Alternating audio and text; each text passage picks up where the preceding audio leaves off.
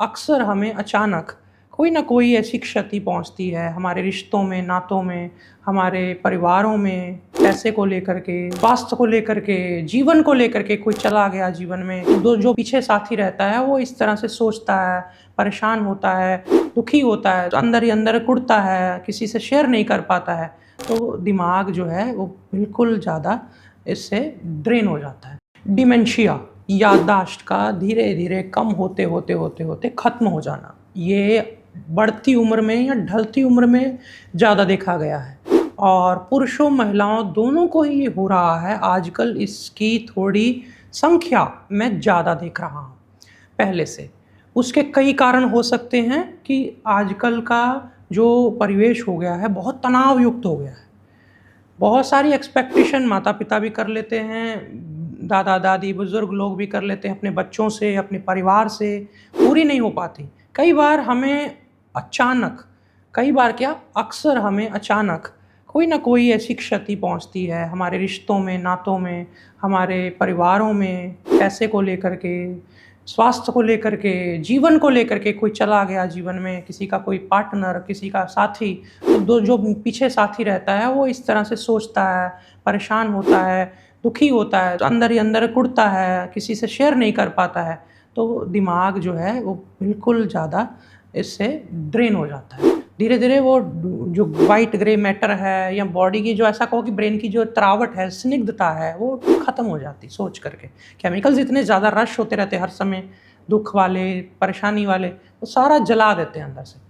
तो ये क्या फिर होता है इससे? इससे फिर व्यक्ति बिल्कुल उसको याद भूल जाता है कि मैं क्या बोलूँ, क्या जवाब देना है मुझे। आप देखते हैं मैं कई बार आजकल के परिवेश में कई लोग उल्टी-सीधी बातें करने लगते हैं, तो आप सोचते हैं इसको क्या हो गया?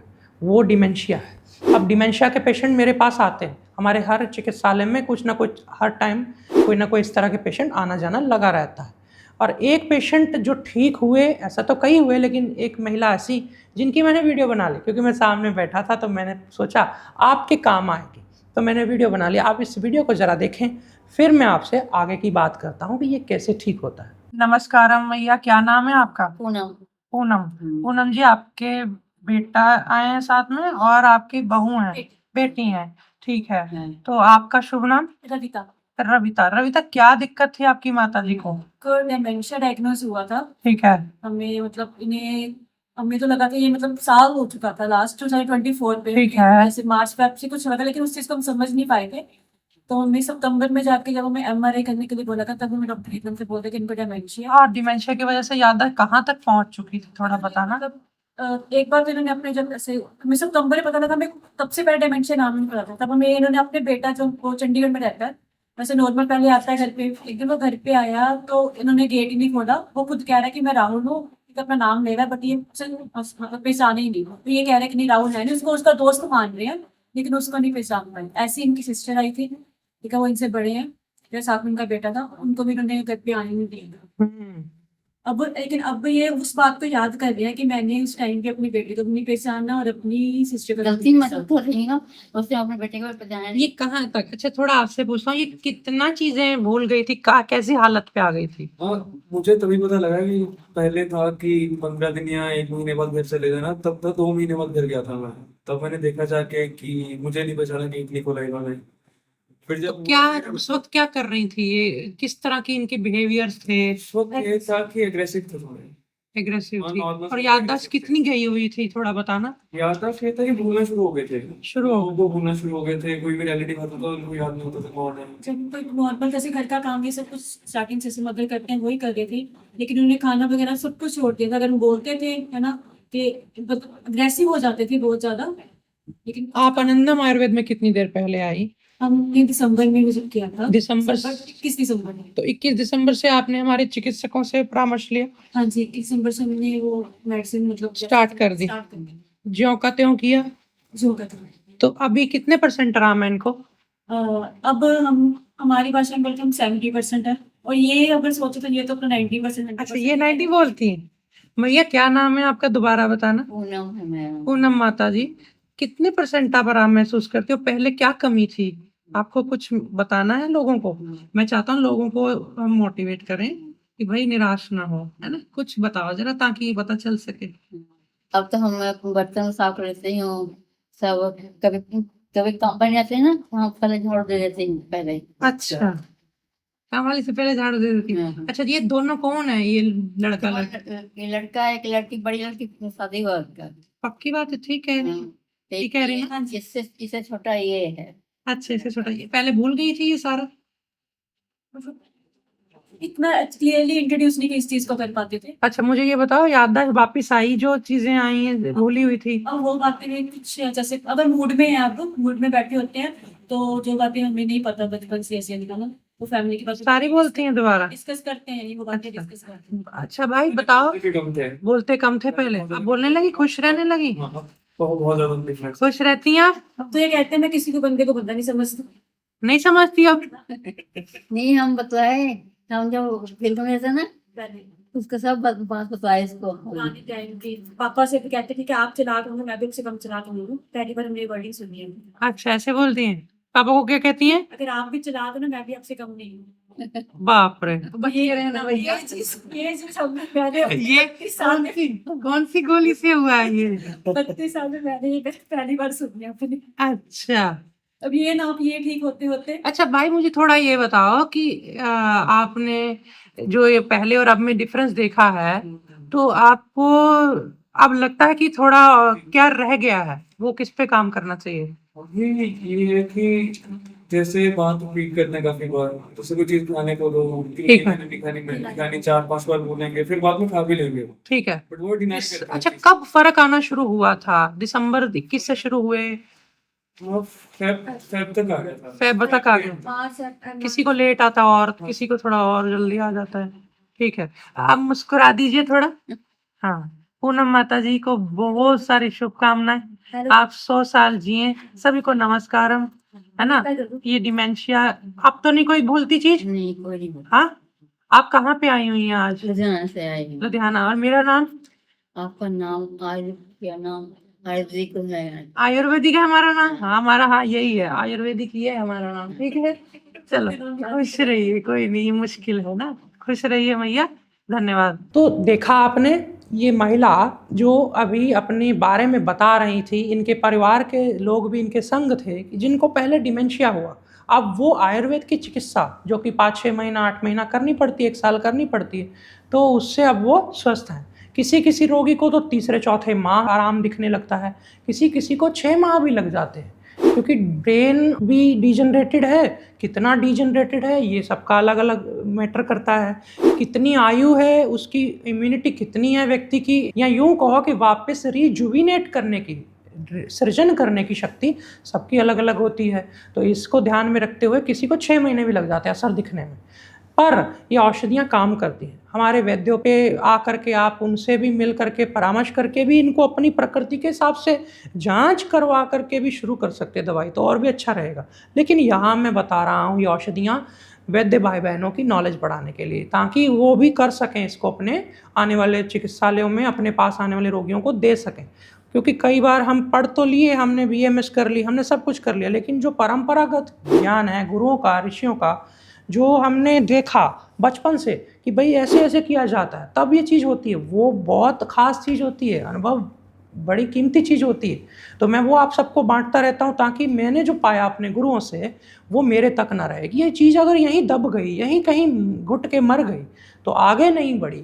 तो मुझे लगता है कि हम अपने विधा को वो जो यश मिलना चाहिए, जो इसको दुनिया भर में जो इसको रिकॉग्निशन मिलनी चाहिए आयुर्वेद को, वो मिल नहीं पाएगी। लोग यही आजकल समझ रहे हैं, अरे ऑटिज्म ठीक नहीं होता, अरे डिमेंशिया ठीक नहीं होता। आप किसी एलोपैथिक डॉक्टर से सलाह लेकर देख लें, वो ये कहेगा अरे ये तो बकवास करते हैं आयुर्वेद वाले, कुछ नहीं होता है इनसे ठीक ठोक, ये तो ठीक होने वाली बीमारी ही नहीं।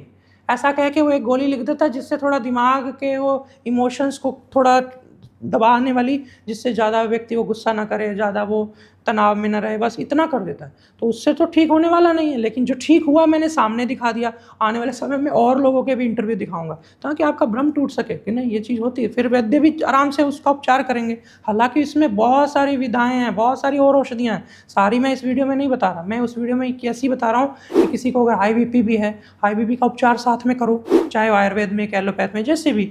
साथ में अगर किसी को बहुत ज़्यादा अंदर शरीर में गर्म ठंडी दोनों तरह की दवाइयाँ नहीं सूट करती, तो ये मैं जो जितनी औषधियाँ आज बताऊँगे सौम्य है, सबको सूट कर जाएगी। क्या है इसमें? सबसे पहले ब्राह्मी वटी बुद्धिवर्धक, एक एक गोली सुबह शाम। इसी के साथ लग जाएगी मानस मित्र वटी। इसी के साथ तीसरे नंबर पर लग जाएगी शुक्र मातृका वटी। इसी के साथ लग जाएगी चौथे नंबर पे सारी वादी वटी। हालांकि वो कहते कानों के लिए होती है, ऐसे होता है, लेकिन आपने ENT पूरा ही उसको नरिश करना है, तो सारी वादी वटी। इसी के नीचे लग जाएगी सप्तामृत लोह की एक गोली। और पथरी नहीं हो किसी को, अगर पथरी है तो फिर इसकी आधी गोली देते हैं। ये चीज़ें आपने एक गोली सारी वादी वटी, एक सप्तामृत लोह, और अंत में इसी में आप जोड़ दे ब्रह्म रसायन, आधा आधा पौना पौना चम्मच। इसको गोलियों को पानी से निगल ले व्यक्ति, ऊपर से च्यवनप्राश जो ब्रह्म रसायन है चाट ले, और दूध पीना है साथ में। और हो सके तो सारस्वता रिष्ट भी पी ले, गोल्ड वाला भी आता है, स्वर्ण संस्कारित सारस्वता रिष्ट, उसके एक एक 1.5 चम्मच और 3-3 चम्मच सारस्वता रिष्ट सामान्य वाला, सब दोनों को मिला के बराबर पानी मिला के इसी दवाओं के साथ, पानी वाली औषधि के साथ पी लिया। ऊपर से ब्रह्म रसायन का च्यवनप्राश चाट लिया, और दूध में फिर ब्राह्मी घृत डाल दिया, आधा चम्मच पौना चम्मच। मोटा व्यक्ति है तो आधा आधा चम्मच, दुबला पतला है तो पौना पौना चम्मच। ये दूध में डाल दिया, तो ये सारी औषधियों के 10-15 मिनट बाद ऊपर से गुनगुना पिला दिया। ये औषधि दिन में 2 बार, खाने के 1.5 घंटे बाद देते, ताकि दूध वाली औषधि है तो नमक वाली चीज़ें पहले पच जाएं, फिर बाद में देंगे। फिर इसको औषधि को भी दे के 1-1.5 घंटा कुछ नहीं दिया जाता। तो इस तरह से क्या साथ में आहार देना है भाई, इसमें ड्राई फ्रूट नहीं देना भिगा हुआ, उससे तो याददाश्त और कम हो जाएगी, क्योंकि वो तासीर में खुश्क होते हैं। उसमें जी आलमंड खिलाओ, उससे विटामिन नहीं होता है, ब्रेन आइज के लिए अच्छा होता है, ऐसा नहीं है। उसको या तो रगड़ा बना के पिलाओ, या उसका तेल निकलवा के सर्दी में पिलाओ पेशेंट को, अगर BP नहीं बढ़ता तो, या फिर बादाम को ही आप दूध में घोट करके उबाल करके इस तरह से दे सकते हैं। तो ये सेफ है, सीधे ड्राई फ्रूट नहीं, ना ही अखरोट। फिर दूसरे नंबर पे अच्छा फल, अच्छे पुष्टिकारक फल, सेब, आंवला, अनार, अंगूर, है ना, पपीता, अमरूद, हर तरह के मिक्स फ्रूट दिए जाएं। और अगर बहुत कमज़ोर हो गया है व्यक्ति तो उसको थोड़ा छाछ, खीर तो अच्छी है ही है, डिमेंशिया में भी, ऑटिज़म में भी। और फिरनी, गाय का घी, दाल सब्जी में पुष्टि करने वाली थोड़ी पेठे का हलवा, लौकी का हलवा कद्दू जो काशी फल है उसका बनाया हुआ मीठा हलवा घी के साथ। ये थोड़े थोड़े बदल के किसी दिन कुछ एक मीठी चीज़ देनी ही है। इससे वीर्य बल पुष्ट होगा, स्निग्ध, और हमारे ब्रेन को वापस जो बनानी है ताकत, उसके लिए ऊर्जा मिल जाएगी। चारों मगज, कद्दू के, खीरा के, खरबूजा के, तरबूज के, इनके मगज, कद्दू के भी सफ़ेद वाले मगज, हरे नहीं, तो उसको आपने सबको घोट करके उसका भी दूध कभी कभी पिला सकते हैं हफ्ते में 1-2 बार। नहीं तो उसको भी इसी तरह किसी हलवा में, किसी में भी मीठी चीज़ में, खीर में डाल के खिला सकते हैं, 1-2 चम्मच रोज़, एक सबका चम्मच, तो 3-4 चम्मच हो गए, ये भी अच्छा है। और जो गुरुद्वारे से प्रसाद मिलता है देसी घी का, चाहे वो आटे का ही क्यों ना हो, तो जो देसी घी के साथ चीज़ जुड़ गई ना, आटा, मैदा या कुछ भी, साथ में थोड़ा मीठा भी उसमें आ गया, देसी मीठा ले लो, देसी खांड ले लो, बुरा ले लो, केमिकल वाला मत लो, लेकिन देना पड़ेगा, तभी ब्रेन का विकास होगा। तो वो चीज़ जब आप थोड़ा प्रसाद के रूप में भी साथ में देंगे, और थोड़ा शरीर को व्यायाम कराएं, बैठे बैठे उनके हाथ चलवा दिए, थोड़ा मालिश करवा दी, शरीर को थकाएं भी, तो उससे उनकी नींद बढ़ेगी। रात्रि को अगर नींद नहीं आती तो दशमूल अर्क दूध में, रात्रि वाली दवाई में दशमूल अर्क मिला दिया 4-4 चम्मच। इतना करके देखिए आप देखेंगे कि 2-3 महीने के बाद 5%, 10%, फिर बढ़ता साल 1.5 साल में अच्छा आराम आ जाता है। बीच में 3-3 महीने बाद 15-15 दिन औषधि रोकी जाती है। और वैद्य की परामर्श अगर आप ले लें तो ये सोने पे सुहागा होगा, क्योंकि हमारे वैद्य मैंने इसीलिए सब लोगों की सेवा के लिए ऑनलाइन भी उपलब्ध कराए हैं, ताकि आप घर बैठे अपने कंफर्ट जोन में भी, अगर जो लोग नहीं आ सकते, नहीं पधार सकते, हमारे पास नहीं आ सकते, वो भी यहाँ बैठे पूछ सकें कि भाई हम ठीक चल रहे हैं, हम कोई गलत चीज़ ना कर लें, आखिरकार ये दवाएँ हैं, औषधियाँ हैं। तो ये चीज़ आप समझ के करते हैं तो बहुत लाभ होगा। वैद्य भाई बहन भी एक पहलू पे ज़रा ध्यान दे लें कि औषधियाँ दे रहे हैं, ये कई लोग सोचेंगे ओवरडोज तो नहीं हो जाएगी, ऐसा कुछ नहीं। सब लोग औषधियाँ बड़ी छोटी एक गोली, ज़्यादा नहीं है, पर फिर भी दिन में 1 बार भी औषधि दी जा सकती है। पहले शुरुआत में पच जाए, दस्त नहीं लगे, सब ठीक रहा, फिर धीरे धीरे 2 टाइम कर दें, 2 टाइम तो देनी चाहिए। तो इस तरह से वैद्य भाई बहन अपनी निगरानी में रखें रोगियों को और अपने रोगियों पे उपचार करें। आप देखेंगे डिमेंशिया भी धीरे धीरे अपने आप खत्म हो जाएगा। तो फिर भी बहुत 1-8% कोई नहीं हो रहा तो हमें बताएं, हम उस पर केस स्टडी करेंगे, अच्छे से उसका भी समाधान निकालेंगे। तो आज फिलहाल इतना ही, नमस्कार। जिन्हें भी कैफीन की थोड़ी आदत हो गई है, जैसे ही सुस्ती होती है थोड़ा चुस्ती के लिए वो कॉफ़ी लेते हैं, और अब ये कई बार टेस्ट भी होता है कि कॉफ़ी की गंध और टेस्ट हमें अच्छा लगता है। इन दोनों को ही रिप्लेस करने के लिए ये बिना कैफीन के कॉफ़ी मैंने आप सबके लिए बनवाई है, जो कि खजूर के बीजों से बनी है। स्वाद में आप पकड़ नहीं पाएंगे। इसका नाम है खजूरी। अब ये ऐसी कॉफ़ी है कि अब कोई योगी, कोई सन्यासी, कोई ब्रह्मचारी, हर व्यक्ति से शौक से पी सकता है। इतनी ऑथेंटिक है, यानी कि इसका कोई आपको नशा नहीं। अब इसका स्वाद आप किसी को पिलाकर घर में देखिए तो वो पकड़ नहीं पाएगा। अब मुझे भी बताना कि कैसा रहा आपका एक्सपीरियंस। और इसका नाम है खजूरी। खजूरी आप दिन में 1-2 बार कभी ले लीजिए, आपको चाय और इन सब के जो अंदर साइड इफ़ेक्ट्स हैं वो नहीं होंगे, बल्कि इसमें जो मैग्नीशियम होता है, बीज जो होता है थोड़ा कसैला होता है खजूर का, फिर भी उसमें कुछ मैग्नीशियम, कुछ थोड़ा बहुत मिनरल्स होते हैं, कैल्शियम आदि, तो वो आपकी हड्डियों को, आपकी नींद को अच्छा करेंगे।